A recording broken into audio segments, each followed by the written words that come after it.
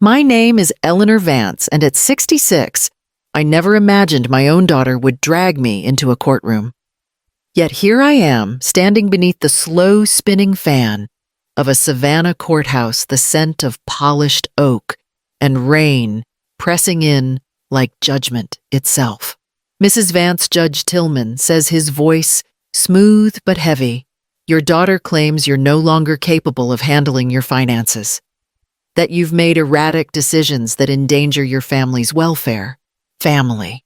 The word lands like a slap.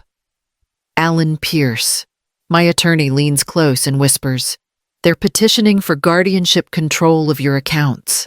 Behind me, I can hear Marissa's soft, deliberate sobs.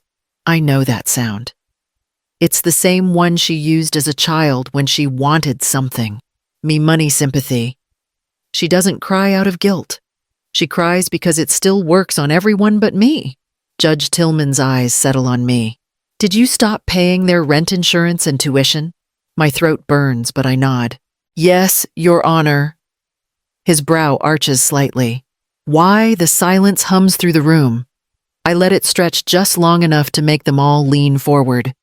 Then I answer, voice low but clear, "Because they went to Hawaii without me. With the $22,000 I saved for all of us." Gasps ripple behind the benches. Alan exhales sharply. Even the judge's pen hesitates. Marissa's chair scrapes the floor. "Mom, that's not sit down, Ms. Vance," the judge orders. For a moment, all I can hear is the ticking of the clock on the back wall. I remember the emails, the transfers, the late nights balancing my accounts so they could live comfortably. And then, the call, her voice saying, "We already went last week." Just family. The gavel strikes wood, final and cold. We'll reconvene tomorrow with financial evidence. As the bailiff opens the side door, I catch my reflection in the glass pane, hair pinned too neatly, eyes ringed with sleeplessness, but steady. I walk out past my daughter without a word. Outside, the air smells of wet magnolia and thunder. 3 months ago, I thought I was keeping my family together. That afternoon, I began to understand how completely I'd already lost them. 3 months before that courtroom, my life was still quiet, painfully so. My apartment in Savannah was small but tidy, a place built for one person who hadn't yet learned to live alone. The only sound was the low hum of the ceiling fan, the same rhythm that had filled my days since retirement. That afternoon, I sat at my kitchen table with a folder marked in neat handwriting, "Family Expenses." The paper was soft at the corners from years of use. Inside, I had sorted every receipt like a teacher, grading herself proof that I had been needed. I laid them out in rows: $900 for Marissa's car repairs when her transmission failed, $400 for their rent when her husband lost another job, $320 for the family's insurance, $600 for my grandson's school trip, and finally, $22,000 for the Hawaii vacation I thought would bring us together again. Each slip of paper felt like a confession. I used to believe that money could buy forgiveness or at least closeness. Every transfer was my way of saying, "I'm still your mother, even if you don't call." Outside, the light faded across the Spanish moss hanging from the oaks. I dialed Marissa's number, heart fluttering the way it always did before she picked up. She answered with the same bright tone she used with strangers. "Hi, Mom," she said. I could hear laughter in the background, distant, cheerful. "I just wanted to check on the trip," I said, forcing warmth into my voice. "I talked to the hotel last week about your check-in. Everything ready for next month." There was a pause long enough for my stomach to twist. Then her voice came back light, casual. "Oh, we already went last week, just with the family." For a second, I thought I'd misheard. Then came the small sound I'd learned to fear, the click of her ending the call before I could answer. I stayed there, phone still in my hand, staring at the spread of receipts under the yellow light. The papers blurred until the numbers melted together. until all I could see was the shape of a truth I'd refused to name. Love for them had an invoice, and I was the one paying.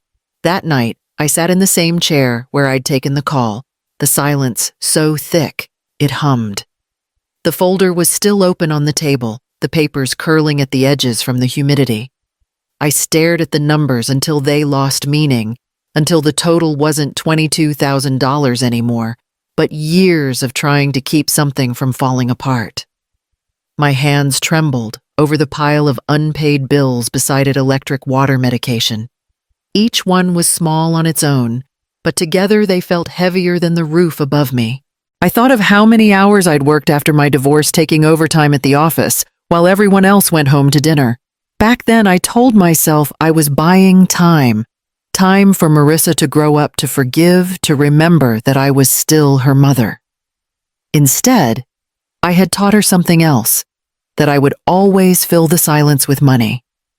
The memory of those years pressed hard against my ribs the nights I fell asleep at my desk, the meals skipped so she could have field trips and dance lessons, the way my ex-husband used to call me stubborn for believing that love could be fixed with effort. Maybe he'd been right about one thing I never learned: when to stop paying for peace. Outside the Savannah River caught the dying light, a streak of gold trembling over dark water, calm above restless below. It looked exactly how I felt. I thought about calling her back, demanding an explanation, maybe even an apology, but I knew how that would go. She would sound tired, irritated, tell me I was overreacting. I'd end up apologizing before she hung up again.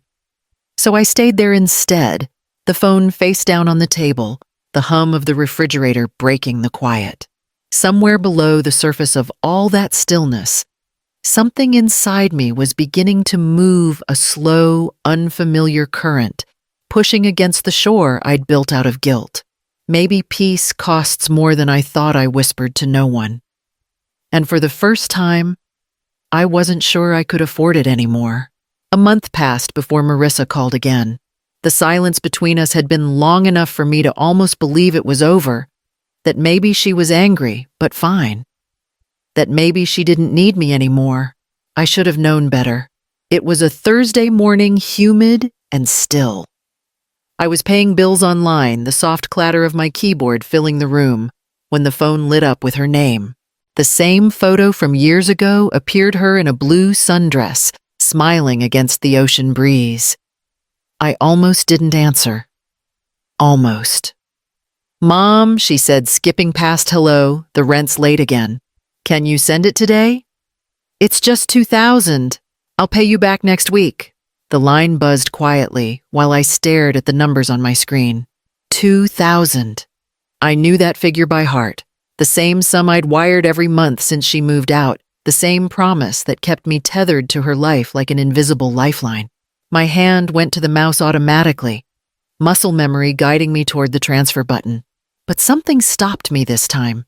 Maybe it was the echo of that last call, her voice saying, "Just with the family." Or maybe it was the quiet inside me that no longer sounded like shame. I closed my eyes, took a slow breath, and let my fingers fall away from the mouse. "Marissa," I said, steady but soft, "only for family, remember." There was a pause, then a sharp inhale, shock, confusion, maybe even insult. And then without another word, she hung up. The silence that followed didn't feel empty. It felt clean. I set the phone down on the table, my hand trembling slightly. But it wasn't fear this time. It was something lighter, something new, pressing at the edges of my chest. I looked out through the blinds at the trees swaying under the Georgia sun and realized the shaking was relief. Relief that for once I had kept something for myself. 2 days after that call, the pounding started. Not a knock pounding. Heavy, deliberate, like someone trying to remind me who used to own this door. I set my coffee down and froze. Through the glass, I saw Marissa on the porch, her arms folded tight across her chest. Beside her stood my parents' older now faces, drawn and unfamiliar, and a man in a dark suit holding a leather briefcase. The sight hit me like a wave. My family had come to my doorstep as if staging an intervention, except the only thing I'd done wrong was stop paying. I opened the door a crack just enough to meet their eyes. Marissa's voice was crisp, rehearsed. "Mom, this is Mr. Hampton. He's representing us. You can't just cut off the support. You have legal obligations." The lawyer nodded already, flipping open a folder. "Given your dependent's reliance on your financial assistance, Mrs. Vance, we can pursue restitution if necessary." My mother's voice, soft but edged, broke in. "Eleanor, you've always been the responsible one. Don't start shirking now. We raised you better." The words slipped through me like splinters. I looked from her to Marissa to my father's downturned eyes. The man who taught me to balance a checkbook couldn't meet my gaze. Something inside me went still, the kind of stillness that comes right before a storm breaks. I opened the door wider enough for them to see me clearly. "You're right," I said. "I am the responsible one. That's why I stopped." The air shifted. The lawyer blinked. My mother's jaw tightened, and Marissa's face flushed red.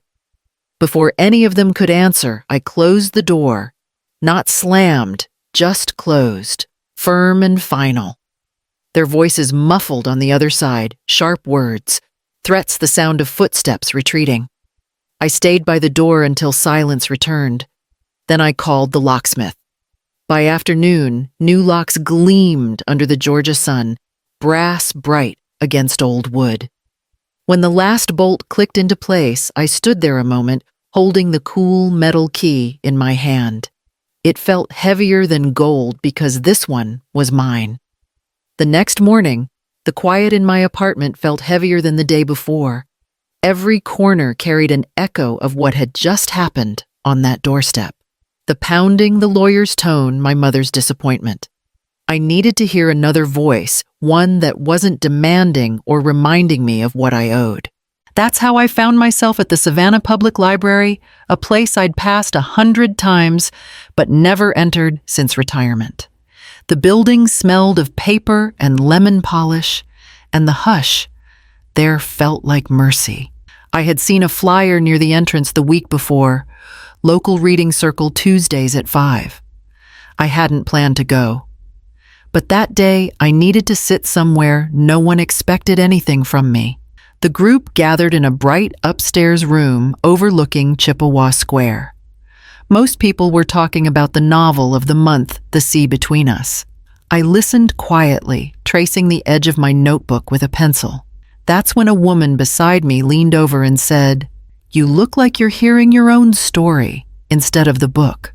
She had kind eyes and silver hair pinned loosely at her neck. Harriet Lowe, she introduced herself. A retired nurse, she said, who'd spent half her life taking care of her brother's debts. "You remind me of me a few years back," she added, studying me without judgment. Something in her voice made it easy to speak. Before I realized it, I was telling her about the phone calls that tripped the lawyer at my door. I expected pity. Instead, Harriet's expression hardened, not with anger, but with clarity. "They don't want your money, Eleanor," she said quietly. "They want your surrender. Stop giving them both." From her purse, she pulled out a small cream-colored card and pressed it into my hand. Allen Pierce Family Law. Her fingers lingered on mine. "He helped me once," she said. "Maybe it's time someone helped you." When I left the library, the sky was pale pink over the rooftops. For the first time in years, the air around me didn't feel like debt. It felt like the start of something that might finally belong to me. It was early afternoon when the knock came, 3 quick raps, polite but firm. Through the peephole, I saw a woman in a gray cardigan holding a clipboard against her chest. Her badge caught the light, Department of Family Services, State of Georgia. "Mrs. Vance," she said when I opened the door. "I'm here regarding a report we received. It mentions concerns about financial instability and possible erratic behavior." For a heartbeat, the room tilted. Then everything inside me went very still. I stepped aside, motioning her in. "Of course, please have a seat." Her name was Ms. Tillery, a social worker with eyes that tried to be kind, but couldn't hide exhaustion. She perched on the edge of my couch, pen poised. I'll need to ask some questions, and if you have documentation, bank statements, medical records, anything showing financial control, that would be helpful. I nodded once, then reached for the file drawer by my desk. The folder slid open easily, crisp edges against my fingers. Family expenses. Monthly income account balance. Every page neat, every signature dated. I spread them out like armor across the coffee table. When I spoke, my voice surprised me, steady, even polite. You'll find my pension deposit every second Wednesday. Mortgage paid in full last year. No outstanding debt.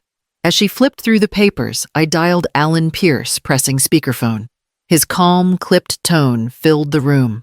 You're fine, Eleanor. This is intimidation, not concern. Answer her clearly, nothing more. Ms. Tillery's pen slowed as she scanned the numbers. You're remarkably organized, she murmured.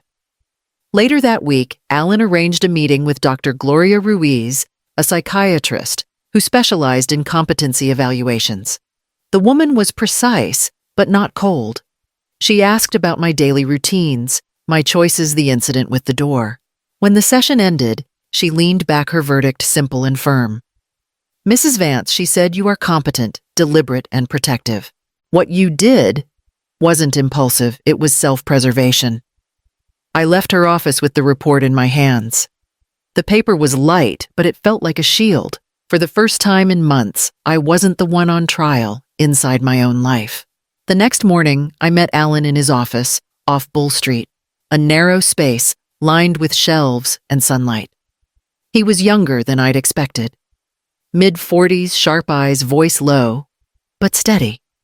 A man who'd seen families devour each other and learned not to flinch. He gestured to a chair. Let's start with what we can prove.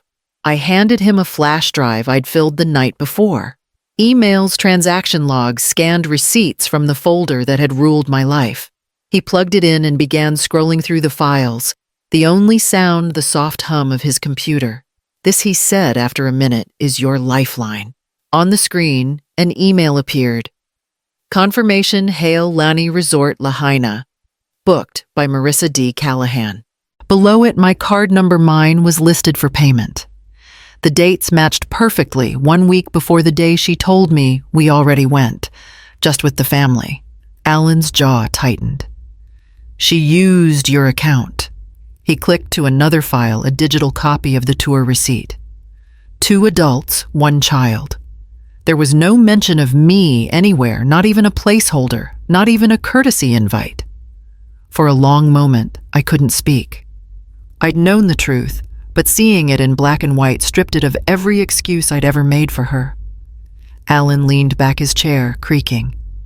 You didn't lose your family, Eleanor. They lost their honesty. His words should have hurt. Instead, they steadied me. I stared at the glowing screen, at the proof that what I'd carried as guilt was nothing but manipulation dressed as love. Beneath the ache, a strange calm settled in, heavy, certain, almost quiet. The kind of calm that comes right before thunder rolls. Alan printed the documents and stacked them neatly in a folder with my name embossed on the tab. We'll file this under discovery, he said. The truth's finally on record. As I left his office, the air outside was thick with the promise of rain. The wind moved through the oaks like a warning. Something was coming, and this time it wouldn't be me bending to meet it. The courthouse was fuller than before. Reporters weren't allowed in, but word had spread. Neighbors, acquaintances, old co-workers had come to see what kind of mother ends up on trial for keeping her own money. I sat beside Alan at the long oak table, palms flat, heartbeat slow but solid. Across from us, Marissa whispered to her lawyer, the same polished man who'd stood at my door. She wore pale blue, her hair swept back neatly. If I hadn't known better, I would have thought she was nervous, but I did know better. She was performing. Judge Tillman adjusted his glasses. We're here to review the petition filed by Marissa Callahan against her mother, Eleanor Vance, citing financial instability and mental unfitness. Ms. Callahan, you may proceed. Marissa stood, voice trembling just enough to sound fragile. Your Honor, my mother has changed. She's been impulsive, erratic. She cut us off overnight after years of support. We're worried about her health, her judgment. She paused, letting the room breathe her sorrow. We just want to protect her. Alan leaned forward, calm as stone. Your Honor, may I cross-examine? Proceed. He turned to Marissa, tone even. Who paid for your trip to Hawaii? Her mouth opened, then closed again. It was a family vacation. Answer the question. My mother offered. He lifted a sheet from the stack. This receipt shows it was booked under your name, charged to her account 1 week before you told her she wasn't part of the family. Is that accurate? The room shifted. Her lawyer tried to object. The judge waved him down. Alan continued, his voice soft, but cutting. And yet, here you are claiming she's unfit to manage the same finances you exploited. Marissa's face went pale. Dr. Gloria Ruiz took the stand next. Mrs. Vance is fully competent. Her decisions are measured protective and rational.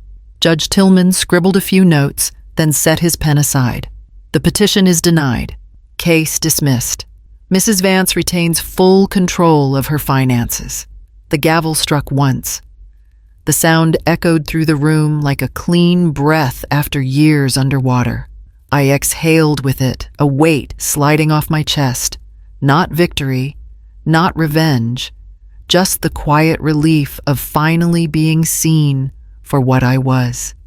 Sane, steady, and free. Spring crept back into Savannah quietly, as if the city itself was tired of all the noise. The air smelled of jasmine and salt from the river. I'd sold the old apartment and found a smaller place on the east side, a second-story flat with wide windows that opened toward the water. From my kitchen, I could see the cargo ships drifting past, slow and certain, heading somewhere I didn't need to follow. The first morning, their sunlight spilled across bare floors. I unpacked slowly. No rush, no audience stacking dishes. I actually liked framing photographs that reminded me of who I had been before motherhood became a job description. I baked lemon bread, the scent filling every corner. It was the first time in years my kitchen smelled like something made for pleasure, not obligation. Neighbors stopped by that afternoon. Mrs. Lang from downstairs brought fresh mint, saying it grew better when shared. Across the hall, a young couple waved shyly before heading out with their dog. They didn't know my story, and I didn't owe them one. Later, Harriet came with a bottle of wine and 2 books tucked under her arm. She laughed when she saw my empty bookshelf. We'll fix that, she said, pouring a glass. We sat by the window, feet up, watching the light dance on the river. I keep thinking I should miss them more, I admitted. But I don't. Not the way I thought I would. Harriet smiled. Missing peace is harder than missing people. Outside the river shimmered gold in the late sun, its current slow but sure, carrying everything away without hurry. I looked down at the key resting on my palm, the one to this new door, the one no one else could claim. I used to think family was something I had to fund, I said quietly. Now I know. Peace doesn't need payroll.